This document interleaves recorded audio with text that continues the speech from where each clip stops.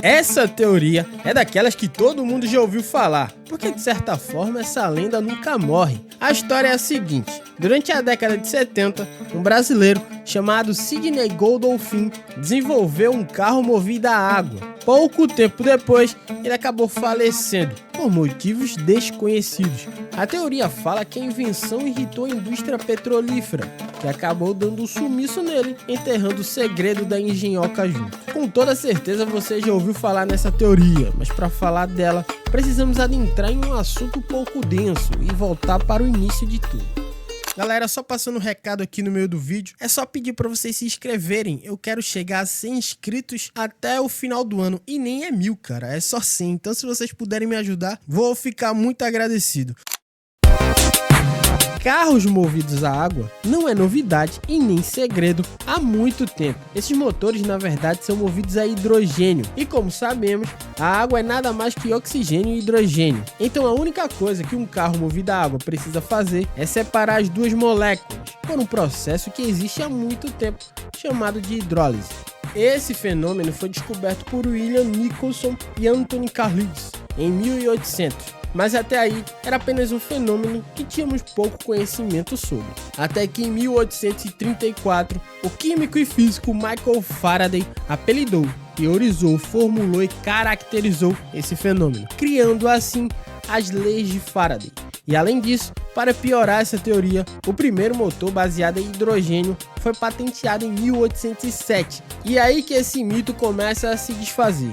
As duas coisas que basicamente faziam o carro ser movido a água foram criados 163 anos antes da suposta invenção do brasileiro. E não para por aí. O Sidney Godolphin não foi o primeiro, nem o segundo, muito menos o último a criar um carro movido a água. Quem foi o primeiro a realmente criar um veículo que utilizava célula de combustível a hidrogênio foi a General Motors, em 1966. Eles lançaram o Electrovan, um automóvel que prometia mudar tudo no mercado automobilístico. E é importante entender por que isso aconteceu na década de 60 e 70. Existem 3 motivos. O primeiro é a crise do petróleo, que aumentou em muito o preço da gasolina.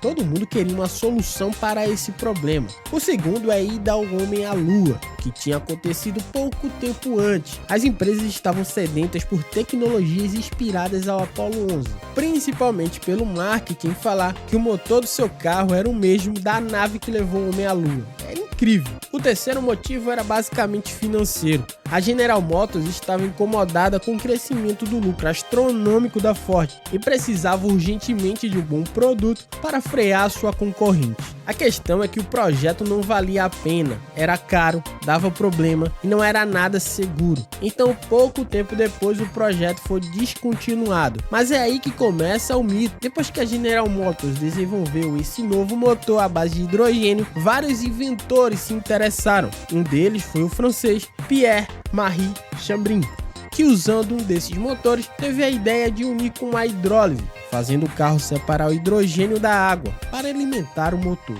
Sua ideia começou a ficar famosa pelo mundo inteiro e ele começou a viajar a vários países, mostrando a sua invenção com apresentações para seduzir investidores. Um desses países que o Pierre visitou foi o Brasa. Em 1976, ele desembarcou no estado do Alagoas, trazido por um dos empresários mais renomados do estado, e foi apresentar o seu modelo para o governo brasileiro, tentando buscar investimento, mas o Brasil recusou.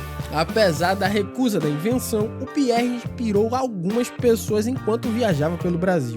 Um deles foi o personagem do vídeo, o Godolphin, e não só ele, claro. Vários inventores ficaram seduzidos pela ideia e criaram seus próprios modelos aqui no Brasil. Tá, mas qual é o mito dessa história? E a resposta é simples: o carro era inviável, assim como ainda ele é hoje. Por isso que ninguém comprou a ideia do Pierre, por isso que o governo brasileiro não investiu, assim como todos os outros governos, todos os países que o Pierre visitou. Além de que não foi o brasileiro que inventou, muito menos o Pierre. O motor era da General Motors e até eles que criaram sabia que usar hidrólise para abastecer o motor não funcionava. O processo de hidrólise gastava muito mais energia do que usar apenas gasolina. Era como vender R$2 por 50 centavos. A prova disso é que vários inventores apareceram depois com a mesma ideia, mas que nunca funcionou, e sempre acompanhados de mortes estranhas e teorias mirabolantes, mas que nunca são verdades no final.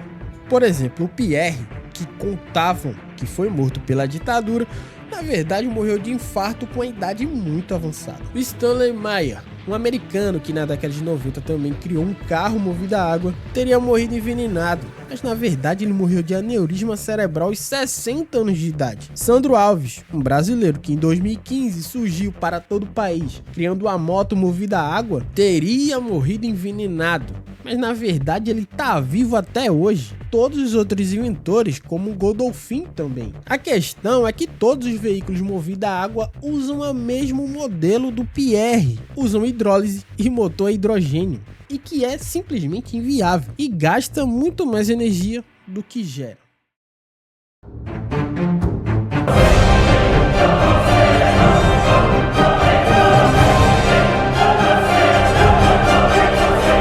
Pitágoras nunca existiu.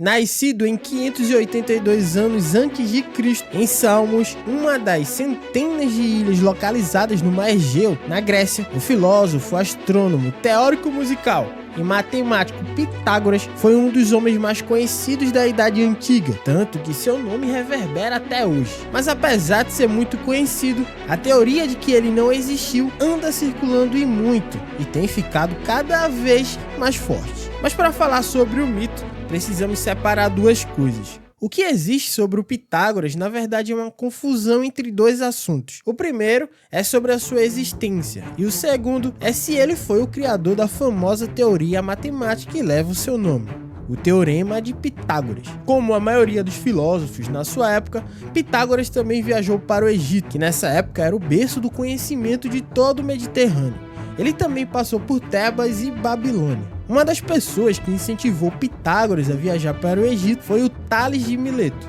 criador do Teorema de Tales. Claro que isso não é consenso, mas na opinião da maioria dos acadêmicos é que eles eram pupilo e mentor, tese defendida pelo professor Christoph Hedwig, da Universidade de Zurique, na Suíça, e autor do livro Pitágoras, Leben Leha Nawik, que lógico também defende a tese de que Pitágoras realmente existiu, baseado em alguns textos, como o do Antifonte, que foi usado como fonte para Portífero mencionar que Pitágoras aprendeu egípcio e foi aceito para estudar com os seus sacerdotes em Tebas. Também há registros babilônicos, persas e fenícios, em relatos de que ele estudou por todos esses lugares. Mas a fonte mais forte da sua existência é que mais ou menos aos 50 anos de idade ele viajou para o sul da Itália e montou a sua própria academia, que levou o seu nome, a Escola de Pitágoras, onde adquiriu muitos alunos e fiéis, já que Pitágoras era muito ligado e aficionado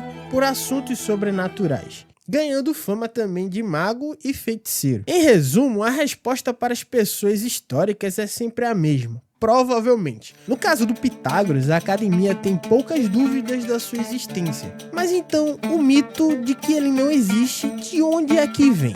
Na verdade, é uma confusão com o segundo assunto relacionado a ele, sobre o seu teorema. Na verdade, muitos acreditam que ele que criou. Porém, o teorema existia há mais de 200 anos antes do seu nascimento e em diversos lugares diferentes: Egito, Pérsia, Babilônia. O Pitágoras foi um dos primeiros a trazer o teorema para a Grécia e ficou conhecido como criador. Mas para ser sincero, na verdade, ele é mais um divulgador da teoria do que inventor.